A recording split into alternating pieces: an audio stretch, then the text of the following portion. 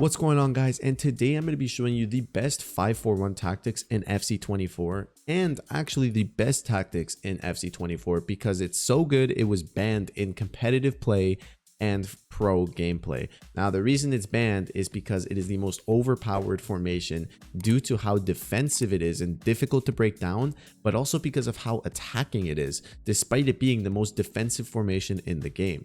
It is so good that they banned it from competitions this year and it dominated the gameplay and the pro scene from last year. Now, the way to play this formation is just like in real life, Atletico Madrid does, is having 3 proper center backs, but in this case, you're going to have a very attacking left back like Davies or a very attacking right back like Zambrotta.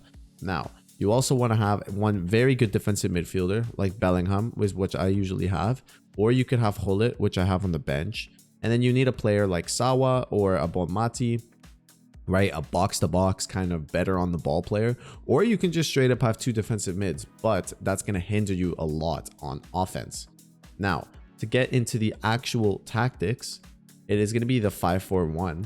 And you want to make sure that you have 2 very quick players on the left mid and the right mid position. Now, the reason you want this is because these players are going to be running in behind a lot, and you're going to be running on the wings a lot in this formation as well, which is why you need to have a very good left back and a very good right back in this formation because you want to attack. Now, another thing I want to mention is this formation is going to get even better because Team of the Season is coming. And you need to prepare for Team of the Season because in Team of the Season and towards the end of the games, the best kind of players and cards are going to be coming out to the point where the players on your team at this moment are probably all going to be replaced as soon as we get to Premier League Team of the Season. Now, this is a big issue because players are going to get boosted. We're going to have cards with 98 pace, right? We're going to have center backs with 90 plus pace, 3 playstyle pluses coming up in Team of the Season. And we'll make a video just talking about all the changes that Team of the Season is going to make. But this is the biggest reason why the 5-back prospers at the end of the game because players' stats are so boosted that it makes them extremely overpowered and extremely defensive. And their defensive AI is like maxed out. If you thought VVD is good right now, just wait till a 3 playstyle plus Team of the Season VVD and other center backs with 90 plus pace and 90 plus defending and physical having 3 playstyle pluses as well. So get into the actual tactics. We're going to have Miaham, right? My striker usually can be someone who's good at dribbling, or I also recommend having a player like Mbappe here. Although this year I like Mbappe more on the wing because he's so quick and he can get past the left back and right back. However, for the striker, it's going to be stay central, get in behind, and balance defense. You can also do comeback on defense, but I feel like they play a little bit out of position when you do this, and I prefer to just put basic defense support here and just have striker drop back as soon as I get into the game on the D-pad, right, using that tactic. Another thing is for Mbappe, it's going to be comeback on defense. All the rest of the players are going to be comeback on defense, right? Cut inside, get in behind, and then balanced crossing runs. I think get into the box kind of moves them out of position and not the best positions. So I prefer to just keep it balanced. And it's going to be the same thing for Haaland here, right? Very pacey, very strong, right? You want to have those strong pacey players on the wings so that they can really overpower the left back and right back and also capitalize on the counterattacks because most people this year have their full backs, their left back and right back overlapping, right? So on those counterattacks are going to be super important to have that explosive speed. So same thing with Haaland, come back on defense, cut inside, get in behind, and again, don't touch balanced crossing runs. Now for Jude Bellingham, it's going to be stay back while attacking and cover center, leave everything else the same. And now for Sawa, it's going to be the same thing as well. You could decide if you feel like it's not attacking enough to make it balanced attack, right? So that this midfielder moves further up and helps a lot more in attack. But I think because Sawa's more attacking in general, she already is going to go up by herself. And I personally believe when you do something like this and there's a mismatch between the 2 midfielders, you get this really weird balance in the midfield and you might lose those midfield battles, right? And that's not what you want in this formation. You want to make sure that the midfield is secure, especially because most goals come from the center, right? So stay back while attacking and cover center, just like Jude Bellingham. Now, for your left back and right back, this is very, very important. Unless you're winning in the game and you're trying to close the game, I recommend having a second tactic, right, in the 75th minute or something. If you're winning the game by 1 or 2 goals and you want to play more defensive, then switch it to stay back on defense and then balance run type. But throughout the game, you want to make sure you have join the attack and overlap for Zambrotta, and for Alphonso Davies, the exact same thing. The reason why is you're always going to have 3 center backs back when you're going up the field, right? Your left back and right back are going to be tracking back really quickly, and you're going to have your 2 midfield players helping on defense as well. So you're always going to have minimum 3, but usually at least 5 players back, and the left back and right back are going to be sprinting back, and your left mid and right mid are also coming back on defense, right? Which is why this formation is so defensive and also so good on attack, because on attack you have 1, 2, 3, 4, 5, 6, 7 players going up the field, and on defense you're leaving back 3. And then when you're defending, you have literally everyone back, which is why this is banned in comp gameplay. The reason I'm making this video though is because I want you guys to know this, because I know a lot of you are going to come up against it during team of the season. And I know I'm probably going to get a little bit of hate for showing these tactics, but it's better that you stay safe rather than be sorry and be losing games against other people in the 5-back. I won't do it because I can't use it in competitive, so there's no point in me using this formation. But what I used to do last year when it was allowed in competitive is I would used to switch to a 5-back as soon as I saw my opponents in a 5-back, because if you can't beat them, quite honestly, you need to join them. So make sure you have these tactics, even if you don't want to use them mainly, just make sure you have these tactics in case you play someone in the 5-back, so that rather than you getting frustrated that you can't break it down in the formation being absolutely overpowered, you can battle them in it, and then at that point it's just the matter of who is more skilled between you and your opponent. All right guys, now I'm going to be showing you my 4-3-2-1 tactics. This is the best formation in the game aside from 5-back and 3-back formations.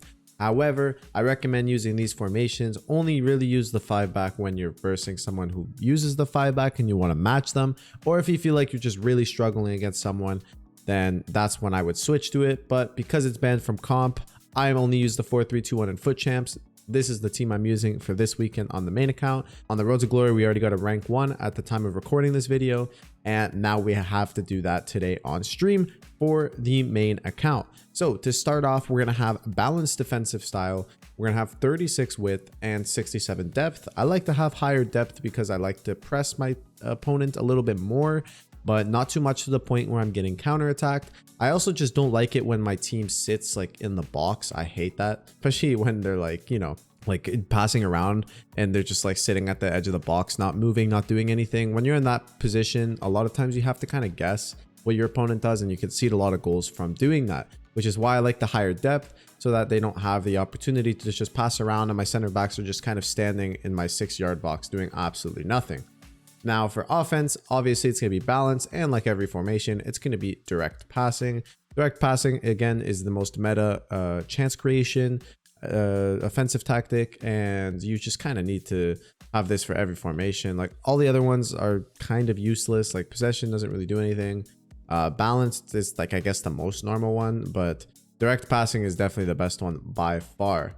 Width, I like to have 39. I like to have a low width, and the reason why you'll see in the tactics, but I like my players to be very centrally so that we can have a little bit of width with our attacking fullbacks. Now for players in the box, I like to have 7.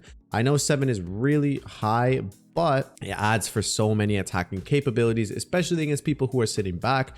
I'm a very attacking minded person, so if you're struggling to score, that is what you need to do. If you feel like you still get counterattacked too much and maybe you want a little more players back, maybe switch it down to 6 or maybe even 5, but I think you should definitely keep it at 7.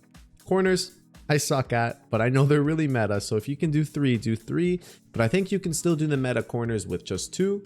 And if you can just do it with 2, then there's no point in risking a counterattack if you mess up your corner tactic. So just keep it at 2, nothing too crazy. And free kicks, I keep it at 2 as well.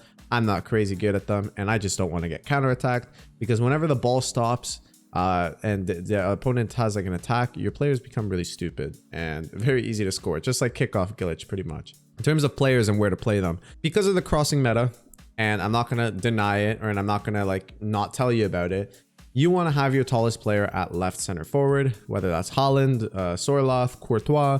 They're all left-footed players conveniently as well, so you want to have that player here. For your right wing, you want to have a really fast player. I have Aloeira on there right now. It's going to be Mbappe once I get an actual striker, but Mbappe is really good striker as well. but you want to have someone really, really fast so that they can outpace the left backs and right backs. Situations like that, because it's going to get you so many opportunities to do those cut-ins, all of that kind of stuff, right?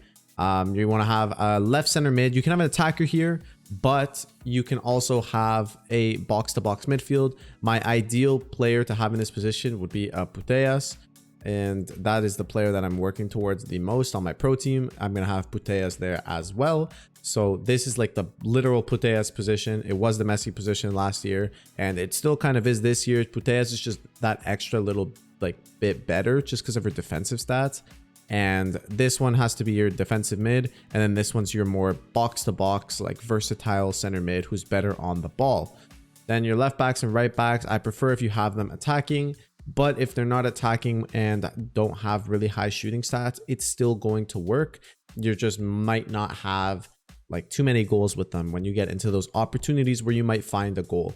Now for the actual instructions, we're going to start over here with the center backs. We don't touch the center backs. Goalkeeper, you can do comes for crosses and sweeper keeper if you'd like. I have that on my pro team, so I'm going to keep it with that, but you can also keep it default. That doesn't matter too much. And for your left back, it's going to be stay back while attacking and overlap. The reason for this is because you want to have your full back overlapping constantly, but because he's stay back on attacking, he's gonna overlap on times when you're either way too far up the field, or B, when you're triggering a run with him and making him run with L1, or doing an L1 pass and triggering him going up the field. The reason I like this a lot is because maybe not every time you want to attack through the left side or the right side, so then this allows you to not get constantly counterattacked and only have your two center backs back. Now for the right back, it's going to be balanced on everything and then overlap as well. This one I want to go up the field more, and the reason why is because it's going to be crossing to my left center forward, who is aerial plus, and you know the meta. Also, I just attack more on the right side, and I know I attack more on the right side probably because my better players are also on the right side. So I'm going to score most of my goals on this side, so I want this fullback to be overlapping and constantly going up, because I'm mostly playing on this side of the field throughout the game.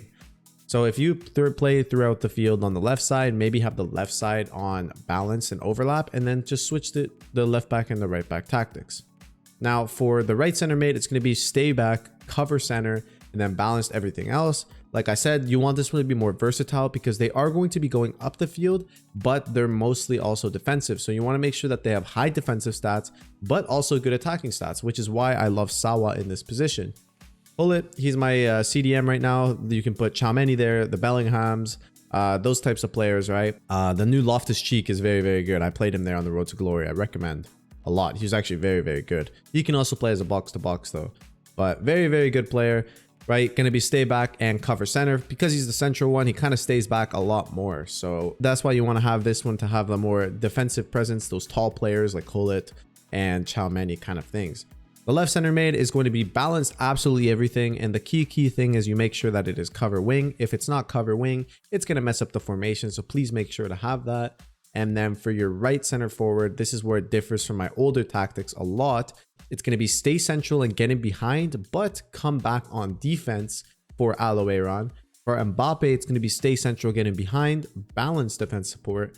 And then for the left center forward for Sorloth, is going to be stay center, basic defense support. So this one is not going to be stay central. This one's not going to be getting behind, sorry. Aloeiron will come back on defense, but he's also getting behind and stay central. So this basically makes the formation very different on attack. Play like the 4-3-2-1 on attack, but on defense, it's going to defend like a 4-4-2 because Puskás is covering the wing and Aloeiron is coming back, but Sorloth is also helping out a little bit on defense as well. So it makes it a very defensive formation, but also a very, very attacking formation as well, because you're going to have basically your entire team going up the field and controlling the midfield, to the point where as well, now that these tactics have both of these players on stay back, now they're going to be very hard to get past as well if you lose the ball in transition play, because they're going to be winning the ball very quickly and in your opponent's half, which is why it's a very demanding, and it kind of drowns your opponent in their own half formation. But anyways, guys, those are the tactics that I'm going to be using all weekend and for the rest of the team of the season, I think, until we find something else, or if the meta really changes, if there's a patch, I'll let you guys know. But this is how I got rank 1 with my road to glory. If you want to see the rewards, I'll have the video linked at the end of this video and in the description if you want to check it out. And we're going to post the rank 1 rewards that we're going to get on this account that we're going to be playing live tonight on Twitch at SnipeShot 5000. But anyways, guys, I hope you enjoyed the video and I will see you in the next one. Peace.